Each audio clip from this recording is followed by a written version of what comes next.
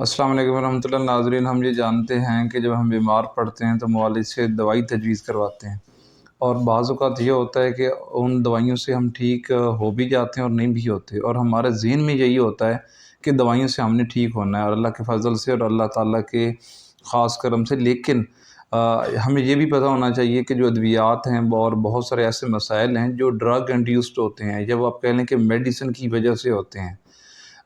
इसके लिए जब कोई आपको नया मसला शुरू हो तो इसके लिए ज़्यादा बेहतर है आप एक मुआलिज को पकड़ें जिसको पता हो, या उसका आप प्रिस्क्रिप्शन का दवाइयों का रिकॉर्ड रखें, किसी दूसरे मुआलिज के पास जाएं। और वरना ये उसकी सूरत ये है कि आप मुआलिज से या अपने कम्युनिटी फार्मेसी से रब्ता करें कि मैं ये दवा खा रहा हूँ, मुझे फ़लाँ फ़लाँ इलामत आ रही है, कहीं ये इलामत इस दवा की वजह से तो नहीं।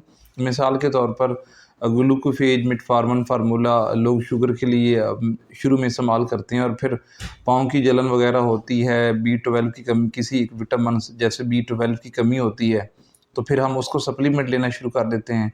टीबी के अद्वियात हैं तो उस टीबी के कोर्सेज़ में हमें साथ विटामिन B6 रिकमेंड कर दिया जाता है कि ये दवा फ़लाँ विटामिन की कमी का सबब बनती है। तो कहने का मकसद ये है कि हर दफ़ा नई इलामत, नई बीमारी नहीं होती, बल्कि वो आप जो खा रहे हैं पहले से अद्वियात, उन अद्वियात की वजह से होने वाले मसाइल होते हैं। इसलिए वो आपका मसला ऐसा नहीं है कि आपको बीमारी ये हो सकता है आपकी दवाई की वजह से आपका मसला हो। तो जैसे दवाइयाँ ठीक करती हैं वैसे दवाइयाँ ख़राब भी करती हैं, इसलिए एहतियात करना चाहिए। अपने मुआलिज फार्मेसी से लाज़मी रब्ता करें। बहुत शुक्रिया।